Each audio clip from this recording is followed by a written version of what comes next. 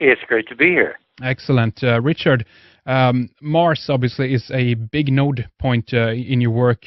Obviously, you've been also looking at certain moons in our solar system, especially Europa, one of the moons of Jupiter, Iapetus, the third largest moon of Saturn, and now most recently you've been looking at Phobos, which means fear, by the way, that strange moon of Mars. And this is what we're going to go into in some detail about during this program, obviously. But I think the first question I'd like to ask you, Richard, actually is about 2010, the year we make contact. We're almost soon halfway through this year. And I'd like to ask you what you make of Arthur C. Clarke's ideas about contact with ET. Will it happen? Has it already happened? But the majority might not know about it yet. Lots of disclosure discussion going on to keep it short. What do you think about all these things, Richard?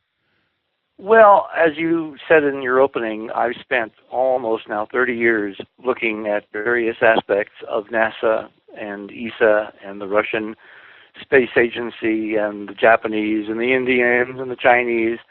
And the conclusion I've come to is that the data that we are presented, the data we get to see, the photographs, the amazing imagery that has come to us from these spacecraft, has been filtered. It has been censored. We are not being allowed to see the real solar system.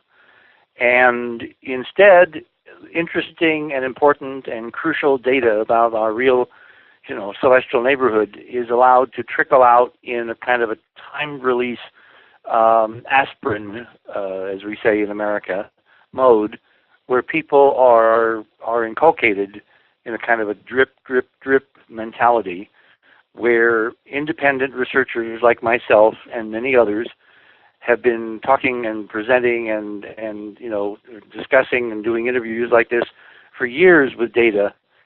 And I believe now, after 30-some years of doing this, based mostly on the ritual aspects that I discuss in Dark Mission with Mike, that we are on some kind of a time release of the information as to who we really are and the celestial neighborhood we really inhabit and who really built what out there. And so when I hearken back to my friend Arthur Clarke's curious film following 2001, which Arthur did with Peter Hyams, which was 2010, and the subtitle, The Year We Make Contact, I really have to take that seriously because Arthur was probably one of the innermost of the people that you could talk to in terms of the hidden agendas that I discuss in Dark Mission. So I have political reasons, really strong political reasons, backed up now by a series of events that have occurred only in the last few months, to feel that before the end of 2010, we will probably, and I use that word, very advisedly, we will probably be shown data, information, at an official level that confirms what our research has been showing us over the last 30 years, which is that the human race is definitely not alone, and in fact is surrounded in the solar system with all kinds of ancient clues to a history that we have no idea has gone on, but will probably begin to unfold at an official level this year.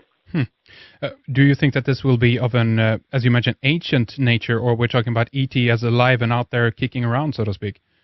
Well, then you have to go back and you have to look at why this agonizingly slow release of information without official confirmation. I mean, as you know, we live in a culture, both here and there in Europe, where unless someone says something officially, almost nobody believes it. Right.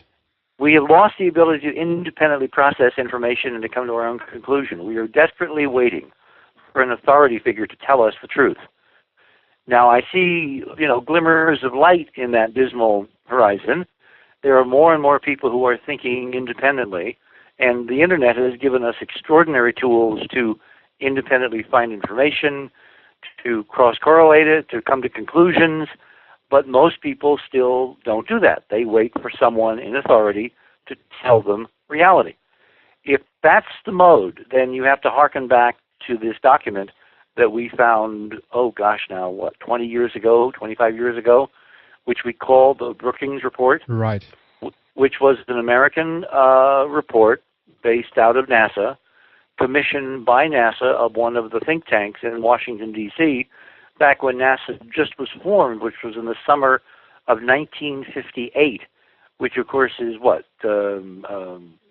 52 years now in the past. And in that document, they discussed the impact of various NASA investigations and what they term, I always love that term euphemistically, the out years. And they projected in this report, an official government report commissioned by NASA, called Brookings. Actually, it had a more complicated title, but you can find it if you search on the web, the Brookings report, or if you go to enterprisemission.com and look for Brookings, you'll find it there. They basically said in this report that the human race was not ready to understand its real relationship with our celestial environment and our ancient history, et cetera, and certainly not with current extraterrestrials. So they proposed in this document that there be a, decades-long educational, inculcational, whatever you want to call it, program, which would ultimately wind up with people being stable enough, mature enough to handle the truth. Mm. And I think that they picked 2010 as the year, based on 58 as the beginning of the process, 50 years, half a century.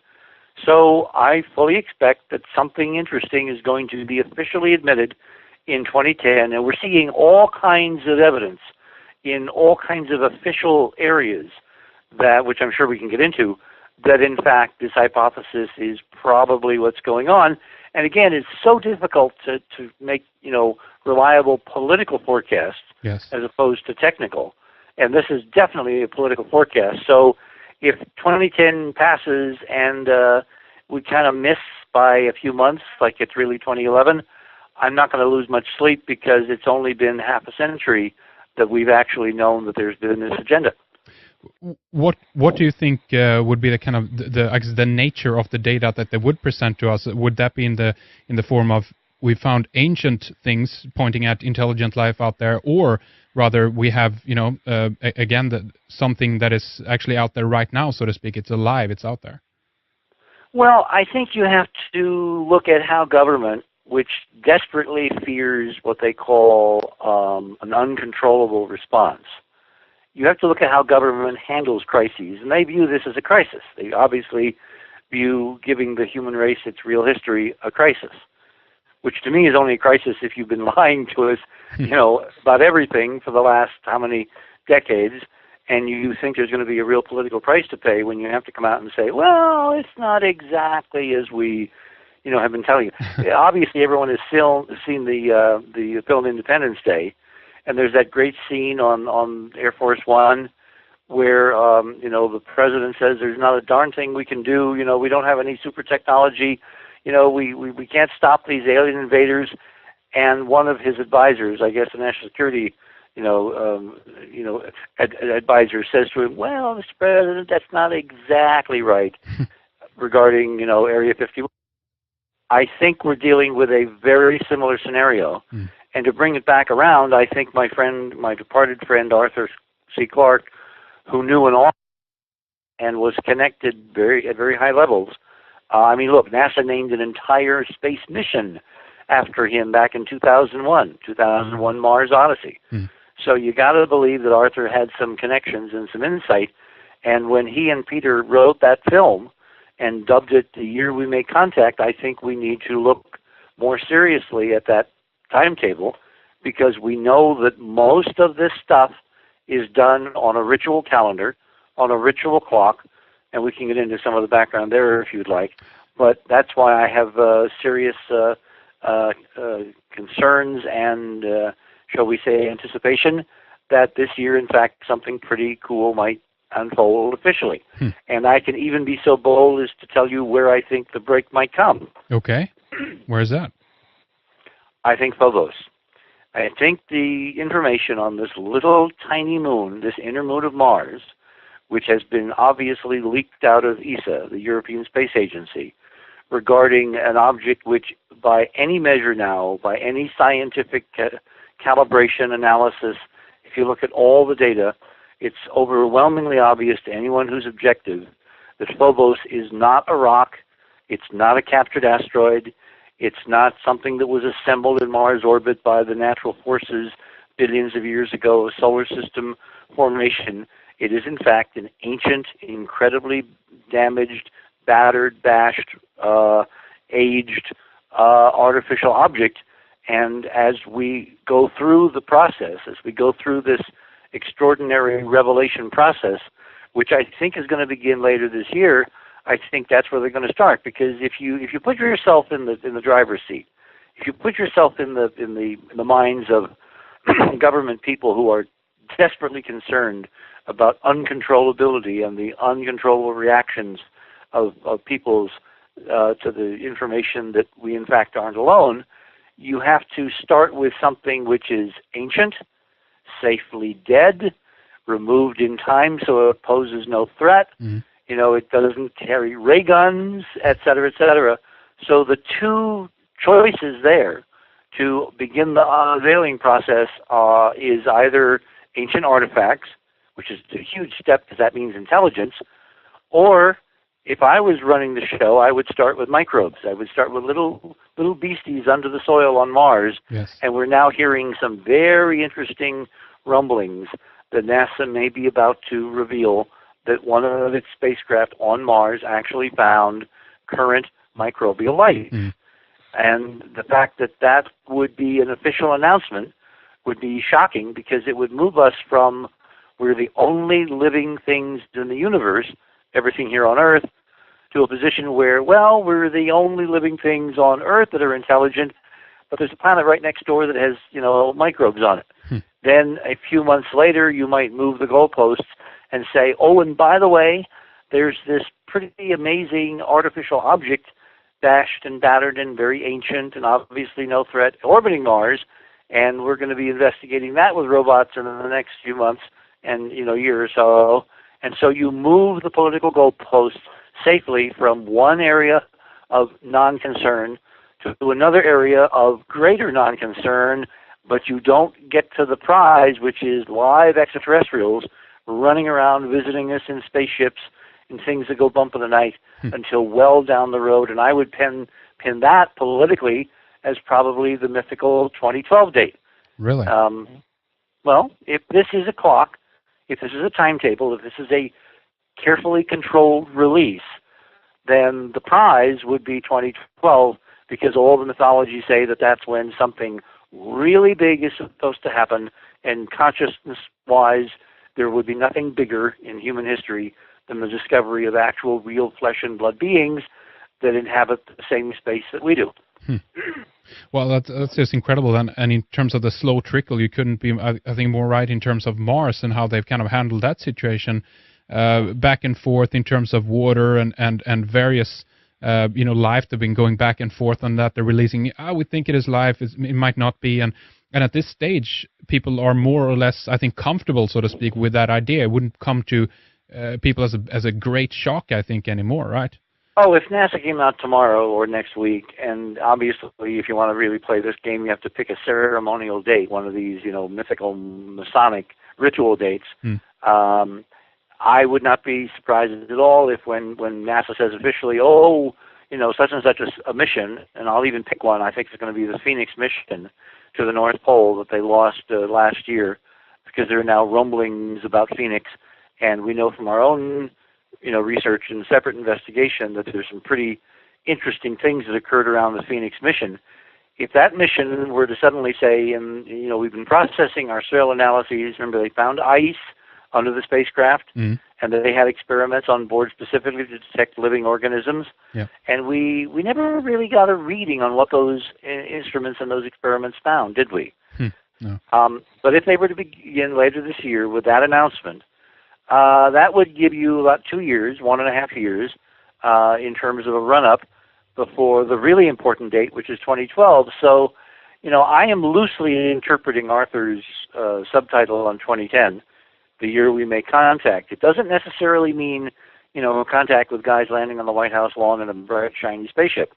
It means contact with the idea that the human race is not alone, in my interpretation, officially sanctioned by official agencies, space agencies around the world. And I think you're going to see it start with microbes and then move rapidly to archaeology. And the archaeology now that is overwhelmingly convincing to any, objective observers when they look at these images of Phobos from the ESA spacecraft from Mars Express, and you basically see what is a battered but constructed object with all kinds of geometry indicative of artificial origins. These things about clues in terms of disclosure and knowledge, and beginning with Phobos, obviously have been ignited already, actually, if you look at what Freemason Buzz Aldrin mentioned in terms of Phobos on C-SPAN. Tell us about that, Richard. Yes, Henrik, that's very, very perceptive, because I think that Buzz Aldrin is a stalking horse for exactly the timetable and the methodology that I've just described. It's very curious that 40 years to the day from when human beings landed on the moon, Neil Armstrong and Buzz Aldrin, in 1969, that memorable summer that I will never forget, because I was a very young science guy working for a major American network, the CBS television network, and Walter Cronkite, the most illustrious name in television news in the 20th century. I was in that position to observe what happened as we walked on the moon. As I was telling Buzz just the other night on another radio show that I do called Coast to Coast AM, I watched with Robert Heinlein as he and Neil were galloping and gallivanting around the lunar surface on those, hazy, ghost-like black and white images. But 40 years, literally to the day that event occurred, Mr. Aldrin, Colonel Aldrin, soon I hope to be General Aldrin, because I'm starting a campaign to get all these astronauts who went to the moon promotions and citations as honorary lunar ambassadors. I think it is tremendously overdue that we honor and acknowledge the incredible service of these military and civilian astronauts who literally climbed on the equivalent of a nuclear bomb, which is what the Saturn V represented in terms of explosive power if something went radically wrong. They climbed on top of this bomb, they went to the moon, 500,000 miles, came back, round trip, and they have basically been stuck in limbo, military limbo, in terms of their promotions for the last 40-some years. Well, I'm hoping that with your audience and many other audiences, we can write to President Obama, and we can change that, because with a stroke of a pen, our Commander-in-Chief, the President of the United States, can elevate all of these individuals. And I think it would be very appropriate in the year that politically they're going to acknowledge that we're not alone, that the men, who walked on the moon and who orbited the moon and who were those incredible pioneers actually received the acclamation that they are long, long overdue. What do you make then of NASA as a military program? Does that need to be pointed out as well? I mean, we might be talking about the U.S. military going on kind of recon missions, if you will, to Mars and to the moon and checking things out. I think you put your finger on a very important thing, because when you look back and you ask yourself, well, why have these men, certainly the military officers, not received any promotions? I mean, when you look at militaries all over the world, including the Swedish military or the Norwegian military or France or India or Russia or the United States, meritorious service is constantly being rewarded by a bump up in rank. That remarkably, and this is really interesting to me the more I think about it, that did not happen with the men who went to the moon. And it didn't happen in retrospect. It didn't happen in the last 40 years.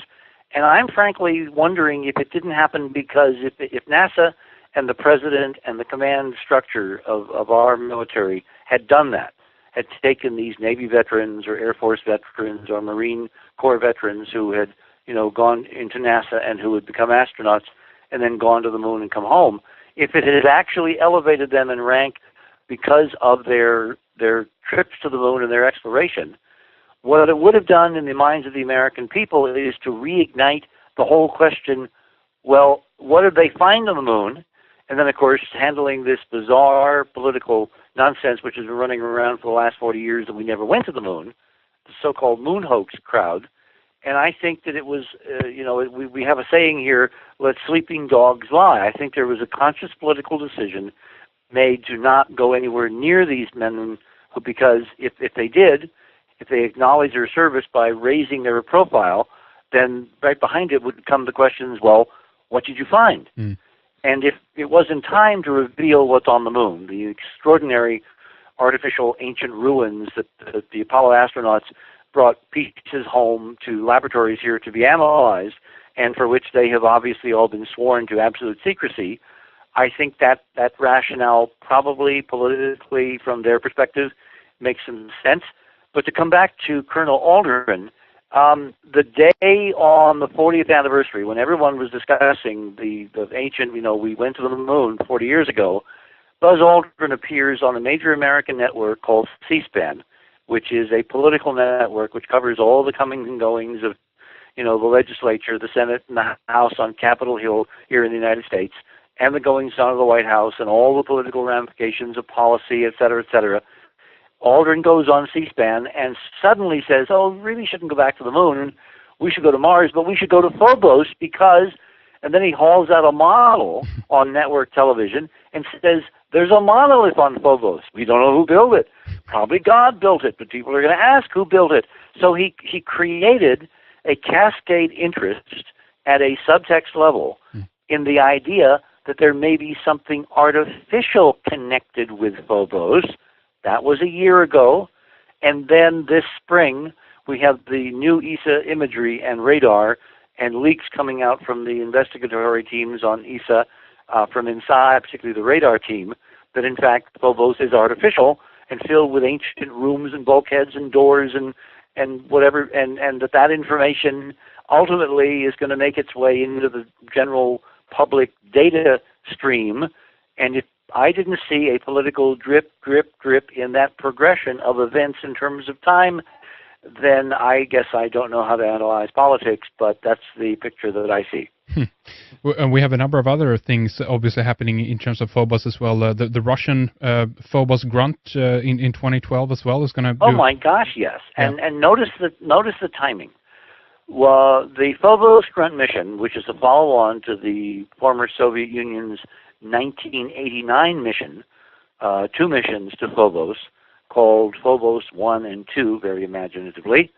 Back then, the Russians in '88 had launched two unmanned robots to not go to Mars, but to go to Phobos, orbiting, less than 4,000 miles above the surface.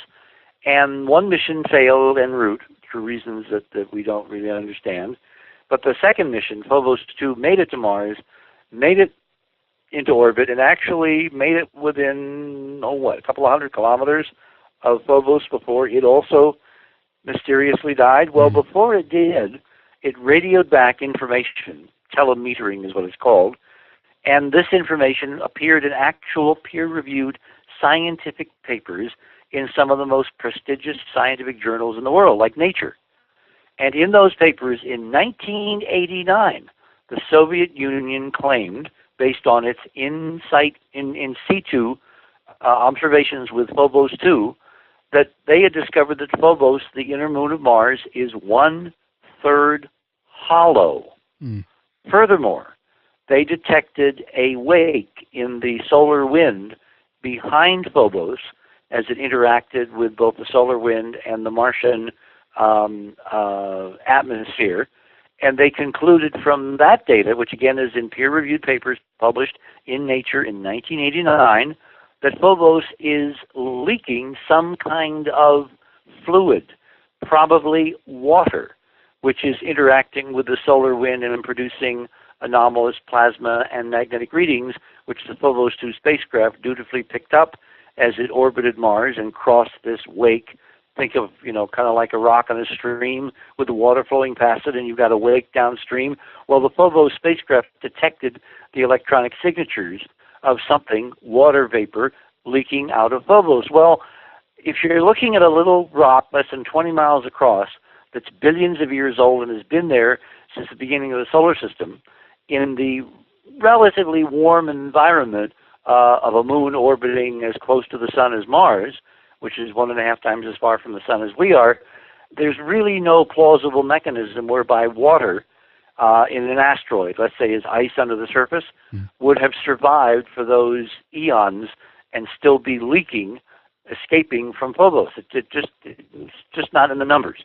However, if Phobos is, as we now firmly believe based on the data that we've been analyzing from ESA, if Phobos is in fact an ancient spacecraft, a huge space station of some kind, a manufactured object which has been bashed and battered by meteor strikes on the exterior, but in fact has preserved areas on the interior, including rooms that actually are containing an environment, an atmosphere, as the leaks, pun intended, coming out of ESA that we wrote up on the Enterprise mission website in terms of our Phobos paper a few weeks ago now tend to indicate, then it all comes together, and yes, the Russians, the Soviets back in 1989 merely detected another example of why Phobos is in fact not natural but is artificial, and it becomes part of the accumulating database, which will then be acknowledged officially, if my political projections are correct about the timetable, sometime this year, 2010, the year we make contact, because that would be the safe route to ultimately, probably in 2012, saying, oh, and by the way, guys, guess who's coming to dinner?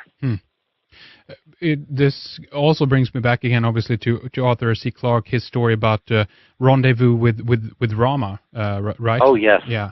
Classical. I mean, look, he's basically laying out the pattern. You know, Rama was this big spaceship. It was named Rama from the most ancient terrestrial culture that probably still knows the human race is not alone, which is the Vedic culture, India. And look at the extraordinary role that India is now playing in terms of its current space programs, vis-a-vis both the American space program, NASA, the European space program, ESA, and the Russian space program. I mean, the Indians, I believe, are part of this return that the Russians are now planning, as you said appropriately a couple of minutes ago, because following their 1989 mission, the Phobos 1 and 2 missions, they now have a mission scheduled to leave in 2011, arriving at Phobos to ultimately land on Phobos in 2012, and it will be in the position to actually retrieve some samples of whatever bits and pieces of technology might still be there in the form of battered, regolith or soil, or actually little bits and pieces of, let's say, computer chips, and to bring them home. The Phobos Grunt mission by the Russians is a sample return mission from Phobos, meaning they have a little sub-spacecraft with the Phobos Grunt major spacecraft. They will land that little spacecraft separately on Phobos, that's the plan, while Phobos Grunt orbits nearby. They will pick up pieces, they will put it in a capsule, and they will fire it off so that it escapes the gravitational field of Mars and encounters, a year or so later, the Earth, and comes into the atmosphere and is picked up and is opened up in laboratories where this sample from Phobos is going to be analyzed in Russian laboratories. Well, they're now in the position, based on the data which is being released agonizingly slowly, to turn that mission, Phobos Grunt, into the first technology retrieval mission in the modern history of the Earth's global space programs. And I think that's, in fact, exactly what they're going to do. I mean, we got to kind of, I guess, clarify a little bit as well what we're kind of talking about here. What is Phobos? Some have said, obviously, if you look at the articles that you guys have up on enterprisemission.com, you suggest that it's actually a spaceship, and that's outrageous. We got to talk about that. Why is it outrageous? Well, the thing is here that I want to try to get to is, come on, Heinrich. Why is it outrageous? It's only outrageous because you've been told it can't happen. It's well, I mean, nothing is impossible. What is it that J.B. Haldane, who was that famous British scientist, said some years ago back in the 1940s? He said the universe is not only stranger than we imagine, it's stranger than we can imagine. I believe that's Why true, though. is it unbelievable, given all the amazing wonders that we've seen in the 20th and 21st century in space, why is it so unbelievable to entertain the idea that, in fact, the solar system might be filled with artificial objects that we just haven't been told about? Yeah, no, I agree with you. If you separate the data from the official pronouncements, if you get it in your mind that you don't need permission to reach the conclusion based on the evidence itself, then you just look at the evidence, and the evidence is overwhelming. Yes, they've lied to us, and it's artificial. It's when you have to stop and get their permission to think the, quote, unthinkable that you run into trouble. in many areas, not just in space science.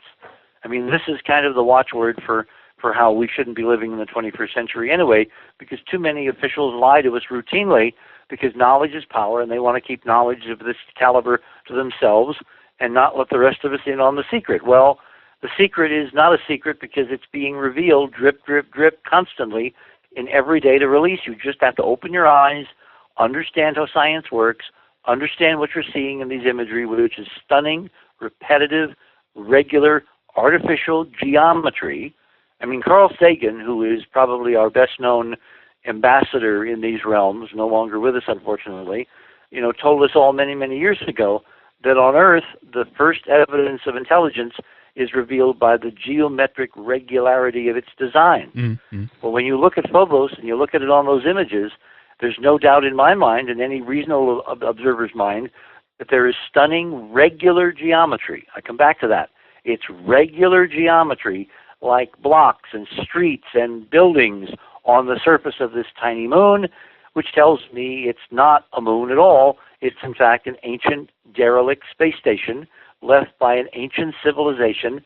And again, if it was the only example we'd ever found in my 30 years of doing this, I'd say, okay, yeah, it's pretty far out. But Phobos is only the latest example of thousands upon thousands of examples of artificial geometry and technology and science that we've seen all over the solar system. So to me, it's kind of like all that has been foreplay coming to the threshold, to the precipice, to the objective of letting us in on our real history. And I'm betting that archaeologically it's going to begin later this year, probably in September, probably at the ESA meeting in Rome, which is going to discuss Phobos in great detail prior to the conveyance of the ESA data to the Russians at another meeting on Phobos to be held in October in Moscow. I think the end of this year is in fact the year when we are told officially Phobos might really be more interesting than we've been telling you, and we got to go with Phobos Grunt and find out. So 2010 then becomes the year we make contact. How is our ancient past connected with what is out there in the solar system? Is that is that our old technology out there that you're talking about, or is there someone else's technology there?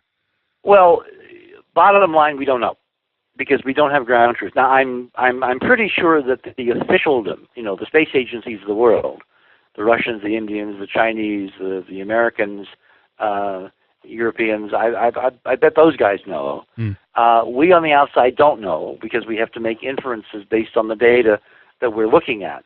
But going back to the most striking piece of anomalous data, which began me on this investigation, almost 30 years ago now, the so-called face on Mars, I would say we're probably dealing with ourselves. We're probably dealing with an ancient aspect of the human race, which is so much older and so much more amazing than we have been allowed to believe. And the fairy tales were told about Sumer, that Earth civilization only began 6,000 years ago. In fact, is just a fairy tale. That we're millions of years old, and that we haven't been allowed to see our real history and know who we really are because of whatever political rationale in the minds of governments. They have reached the conclusion that we're not ready. That knowledge is not for the profane. There's also a really important religious element to all this, because when you begin looking at secret societies, when you begin looking at the mystery schools which have handled this kind of discussion for millennia, you find that those people are infiltrated again and again through and through all the space agencies of the world. So in essence, we are being allowed by a priesthood access to information that they have known and encoded in sacred texts going back thousands of years. Again, I refer you to the Vedas. And it's only now in the 21st century that they are crafting the means, I think, to politically bring the current generation into the big picture. And again, Heinrich, this is only a model. This is only an idea, a projection, because politically they could decide tomorrow, oh, they're not ready, and they could blow off the entire timetable. But given all the clues that have been laid, and given all the little bits of information that have been dropped, and the little winks and nods along the line, including the latest from NASA just this week regarding the stunning information from the Phoenix mission, I really believe that 2010 is, in fact, as Arthur said, the year they let us know, the year we make contact. Mm. Is Phobos a ship that is cloaked to look like a moon? Is it, if I can use this term, organic ship? You are so inventive. No, it's really just a bashed and battered piece of technology. Look, we have the International Space Station in orbit right now upstairs, which a lot of nations from all over the world, including the European Space Agency, is participating in. Mm. Imagine if it was in a high enough orbit so that atmospheric friction wouldn't bring it down in millions of years, and a future Earth team of astronauts were to visit the space station. They would find a bashed and battered object, a derelict, orbiting without attitude control, without energy, without air, without anything, just a derelict, and it would look as pitted and grimy and as natural as Phobos. But of course it wouldn't be. It would be an ancient derelict piece of technology. Mm. If you leave anything exposed long enough in space, over millions of years, that's how we know that we're dealing with something that's incredibly ancient, it will be difficult if you don't really land on it and actually pick up pieces to judge from afar whether it's natural or artificial. This is one of the big insights. You can't tell looking at these objects whether they're natural or artificial, because over enough time, given that they're all made of natural materials, natural elements, the natural fabric of the solar system, how do you decide what's artificial and natural if the artificial stuff is made of the same chemical elements as iron and calcium and carbon as artificial things and natural things all mixed together? So it's really difficult a priori, unless you have ground truth, unless you have a sample, unless you find libraries protected deep inside that have not been affected by the exterior meteor strikes. It's very difficult to judge looking at these photographs for most people whether you're looking at something natural or artificial. Well, over the last 30 years, using Carl's dictum about geometry, we have created a mechanism, a modality, a procedure that allows us to detect the artificial stuff, even if it's in an incredibly ancient, battered, and not very well-preserved condition. And that's, in fact, what we seem to be seeing at Phobos. The reason why I asked that, of course, is also connected with the idea that, for instance, people like Jim Marrs writes about in Alien Agenda when he brings up the moon, our moon, that also actually is hollow, and some suggested that this might be a constructed, object. Not exactly. No? Well, Jim is not a scientist. Jim is a really, really good, journalist. Jim and I are friends and colleagues. In fact, at one point we were actually even discussing doing a book together.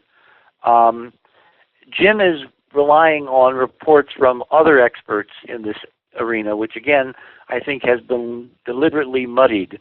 The data has been contaminated politically to keep people from really realizing the truth. It's not that our moon is hollow, the Earth's moon. Where that came from was during the Apollo mission, when various rocket stages were impacted on the moon, both deliberately and inadvertently.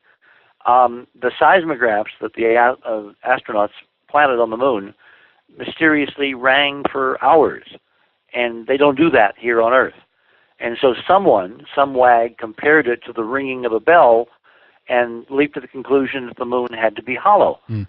No, all the moon has to have on its surface is a lot of ancient structure, like trestles, like skyscrapers. And when you hit the moon with the equivalent of 11 tons of TNT, which is what these, impacting rocket stages delivered to the moon in terms of energy, when you look at the energy signatures on the seismographs of that impact, what you're seeing in the seismic signals in the analysis is indications of the vibration of a lot of artificial stuff on the surface of the moon that makes it appear to the uninitiated, to those who don't know how to interpret this data, that the moon in fact is hollow. because when they hear ringing, their metaphor in their minds is bells, which in order to ring have to be hollow. No, the moon is not hollow. The moon has a lot of junk on the surface that rings like a bell when you hit it, with some kind of energy signature, like an impact or TNT. But in fact, the moon is not hollow. The moon is a natural object on which a lot of artificial stuff has been built. Now, the moon is 2,160 miles in diameter.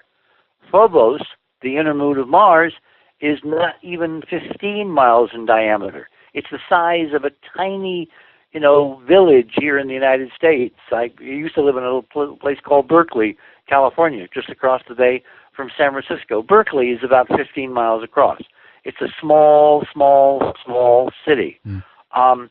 Phobos is an artificial object the size of a tiny American city, whereas the moon is a celestial object on which artificial things have been built, and the political surround has been very carefully muddied up and confused to keep its reality and with the structures on its surface a secret for as long as possible. So I would not confuse the two. You also write in the article about Phobos here that it's one that appears to have literally been through the wars. Have there been a war in heaven, Richard?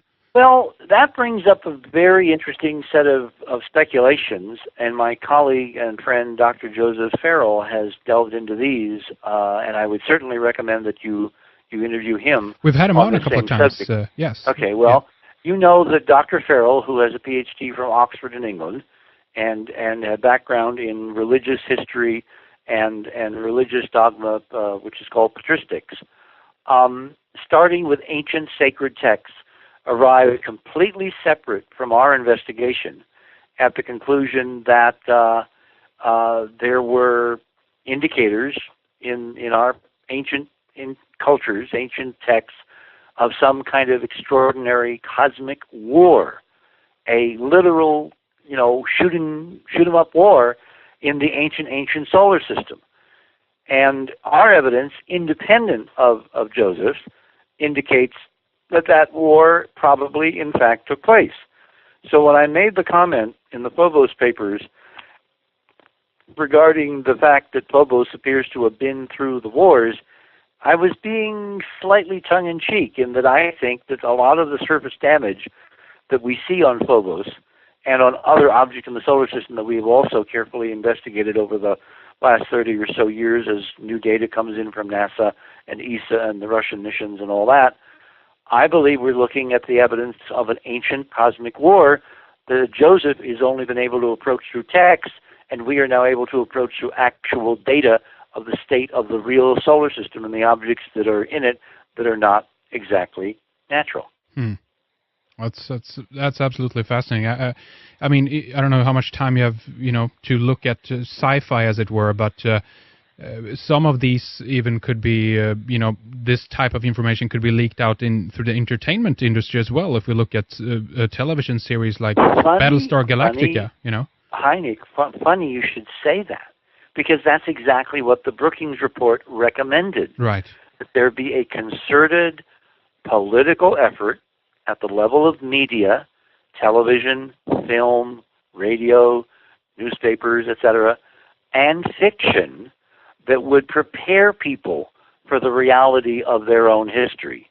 And I think that's exactly what we've been seeing in various television series and various films, like Star Wars.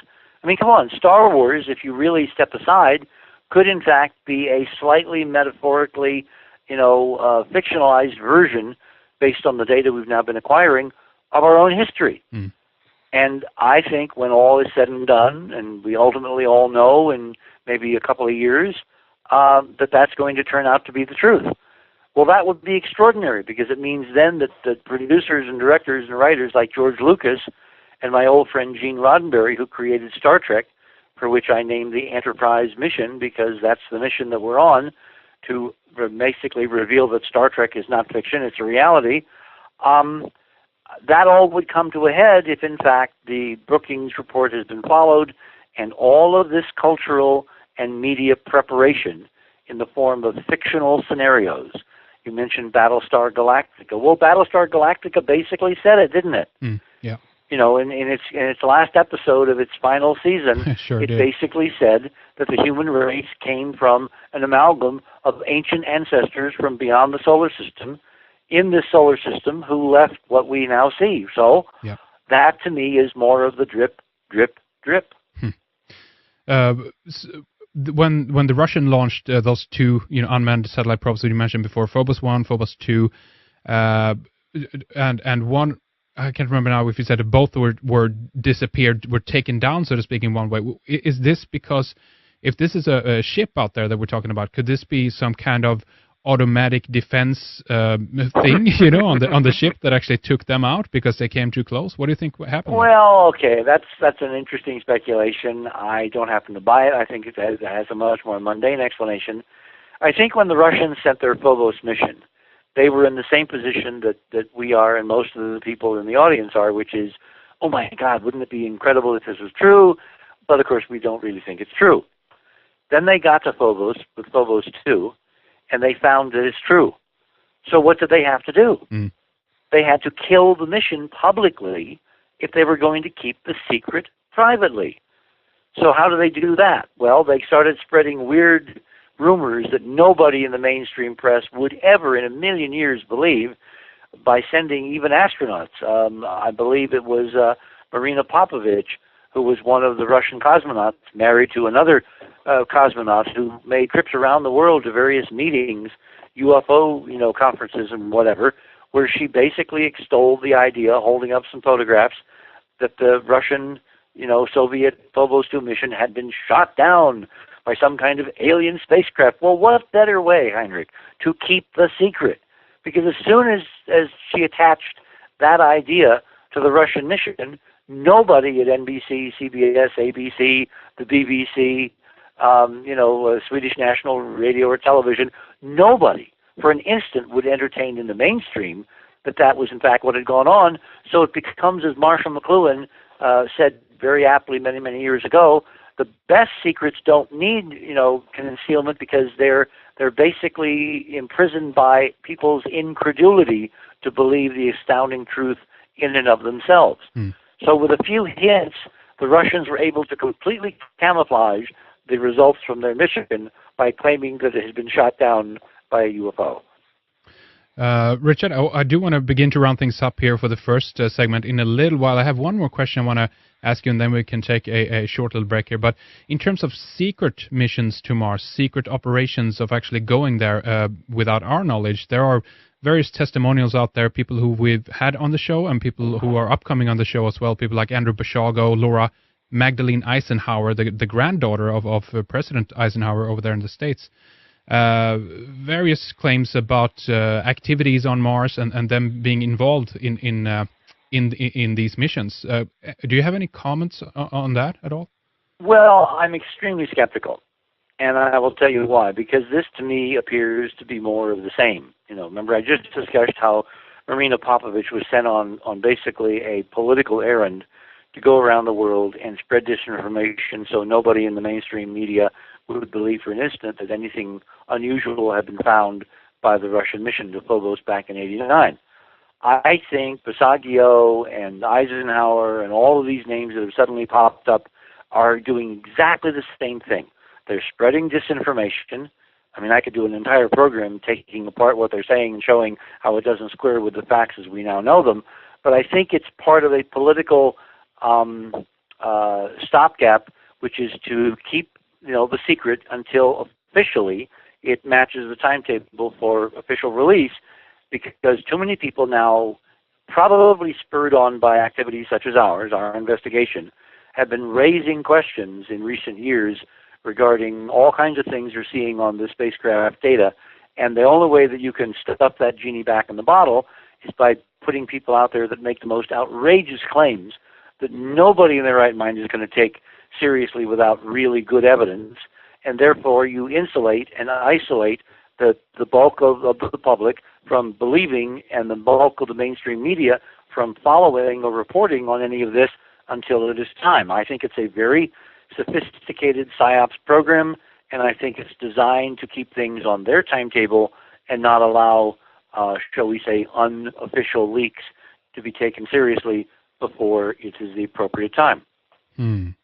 All right, Richard, let's take a little break here, but why don't you mention your book titles again, and if there are any of your DVDs or presentations that you'd like to mention, and of course for people where they can go to pick up copies of these, Richard.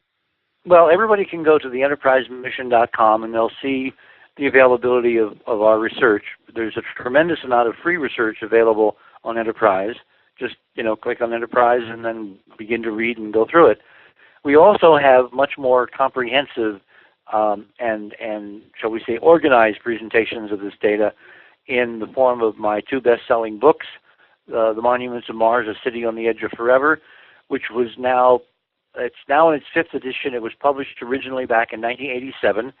It is the official story of our independent Mars investigation, beginning with my baptism of fire and realizing that NASA had been lying to me, among other people, all these years and concealing really important stuff that indicates that the solar system is filled with ancient junk and artifacts and the remnants of an ancient, incredibly advanced civilization.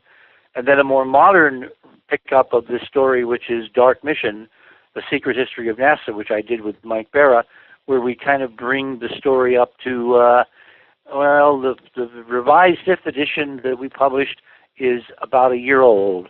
So in 2009, we brought out a revised edition of Dark Mission, which has about 50 or 60 additional pages and photographs, including some taken by amateur photographers of Earth's moon, showing artificial structures you can see with telescopes from amateurs from Earth on any night. You can look at the moon and see structures left by this extraordinary ancient civilization.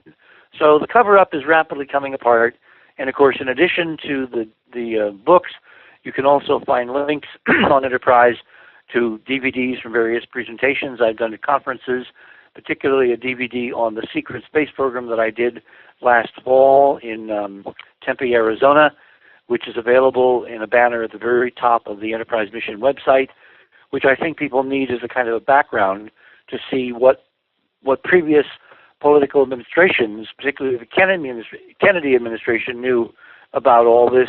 And it is my belief now that John Kennedy was probably killed. He was murdered to keep this secret back in the 19th. Well, I think you have to look at how government, which desperately fears what they call an uncontrollable response, you have to look at how government handles crises, and they view this as a crisis. They obviously view giving the human race its real history a crisis, which to me is only a crisis if you've been lying to us, about everything for the last how many decades, and you think there's going to be a real political price to pay when you have to come out and say, well, it's not exactly as we, have been telling you. Obviously, everyone has seen the film Independence Day, and there's that great scene on Air Force One where, the president says there's not a darn thing we can do. We don't have any super technology.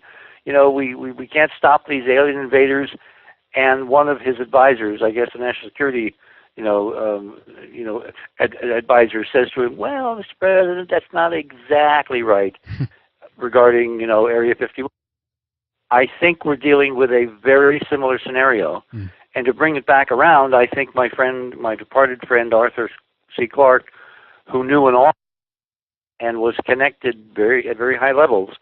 Look, NASA named an entire space mission after him back in 2001 Mars Odyssey. So you got to believe that Arthur had some connections and some insight. And when he and Peter wrote that film and dubbed it The Year We Made Contact, I think we need to look more seriously at that timetable, because we know that most of this stuff is done on a ritual calendar, on a ritual clock, and we can get into some of the background there if you'd like. But that's why I have serious concerns and, shall we say, anticipation. The Brookings report, or if you go to enterprisemission.com and look for Brookings, you'll find it there. They basically said in this report that the human race was not ready to understand its real relationship with our celestial environment and our ancient history, et cetera, and certainly not with current extraterrestrials. So they proposed in this document that there be a, decades-long educational, inculcational, whatever you want to call it, program, which would ultimately wind up with people being stable enough, mature enough to handle the truth. Mm. And I think that they picked 2010 as the year, based on 58 as the beginning of the process, 50 years, half a century. So I fully expect that something interesting is going to be officially admitted in 2010, and we're seeing all kinds of evidence in all kinds of official areas, that, which I'm sure we can get into, that in fact this hypothesis is probably what's going on. And again, it's so difficult to make reliable political forecasts, Yes. as opposed to technical. And this is definitely a political forecast. So if 2010 passes and we kind of miss by a few months, like it's really 2011, I'm not going to lose much sleep, because it's only been half a century that we've actually known that there's been this agenda. What do you think would be the kind of I guess the nature of the data that they would present to us? Would that be in the form of, we found ancient things pointing at intelligent life out there, or rather we have again something that is actually out there right now, so to speak? It's alive, it's out there. Have been talking and presenting and discussing and doing interviews like this for years with data. And I believe now, after 30-some years of doing this, based mostly on the ritual aspects that I discuss in Dark Mission with Mike, that we are on some kind of a time release of the information as to who we really are and the celestial neighborhood we really inhabit and who really built what out there. And so when I hearken back to my friend Arthur Clarke's curious film following 2001, which Arthur did with Peter Hyams, which was 2010, and the subtitle, The Year We Make Contact, I really have to take that seriously, because Arthur was probably one of the innermost of the people that you could talk to in terms of the hidden agendas that I discuss in Dark Mission. So I have political reasons, really strong political reasons, backed up now by a series of events that have occurred only in the last few months, to feel that before the end of 2010, we will probably, and I use that word very advisedly, we will probably be shown data, information, at an official level that confirms what our research has been showing us over the last 30 years, which is that the human race is definitely not alone, and in fact is surrounded in the solar system with all kinds of ancient clues to a history that we have no idea has gone on, but will probably begin to unfold at an official level this year. Do you think that this will be of an, as you mentioned, ancient nature, or we're talking about ET as alive and out there kicking around, so to speak? Well, then you have to go back and you have to look at why this agonizingly slow release of information without official confirmation. I mean, as you know, we live in a culture, both here and there in Europe, where unless someone says something officially, almost nobody believes it. Right. We have lost the ability to independently process information and to come to our own conclusion. We are desperately waiting for an authority figure to tell us the truth. Now, I see, glimmers of light in that dismal horizon. There are more and more people who are thinking independently, and the Internet has given us extraordinary tools to independently find information, to cross-correlate it, to come to conclusions, but most people still don't do that. They wait for someone in authority to tell them reality. If that's the mode, then you have to hearken back to this document that we found, 20 years ago, 25 years ago, which we called the Brookings Report. Right. Which was an American report based out of NASA, commissioned by NASA of one of the think tanks in Washington, D.C., back when NASA just was formed, which was in the summer of 1958, which of course is 52 years now in the past. And in that document, they discussed the impact of various NASA investigations and what they term, I always love that term euphemistically, the out years. And they projected in this report, an official government report commissioned by NASA, called Brookings. Actually, it had a more complicated title, but you can find it if you search on the. It's great to be here. Excellent. Richard, Mars obviously is a big node point in your work. Obviously, you've been also looking at certain moons in our solar system, especially Europa, one of the moons of Jupiter, Iapetus, the third largest moon of Saturn, and now most recently you've been looking at Phobos, which means fear, by the way, that strange moon of Mars. And this is what we're going to go into in some detail about during this program, obviously. But I think the first question I'd like to ask you, Richard, actually is about 2010, the year we make contact. We're almost soon halfway through this year. And I'd like to ask you what you make of Arthur C. Clarke's ideas about contact with ET. Will it happen? Has it already happened? But the majority might not know about it yet. Lots of disclosure discussion going on, to keep it short. What do you think about all these things, Richard? Well, as you said in your opening, I've spent almost now 30 years looking at various aspects of NASA and ESA and the Russian Space Agency and the Japanese and the Indians and the Chinese. And the conclusion I've come to is that the data that we are presented, the data we get to see, the photographs, the amazing imagery that has come to us from these spacecraft, has been filtered. It has been censored. We are not being allowed to see the real solar system. And instead, interesting and important and crucial data about our real, celestial neighborhood is allowed to trickle out in a kind of a time-release aspirin, as we say in America, mode, where people are inculcated in a kind of a drip, drip, drip mentality, where independent researchers like myself and many others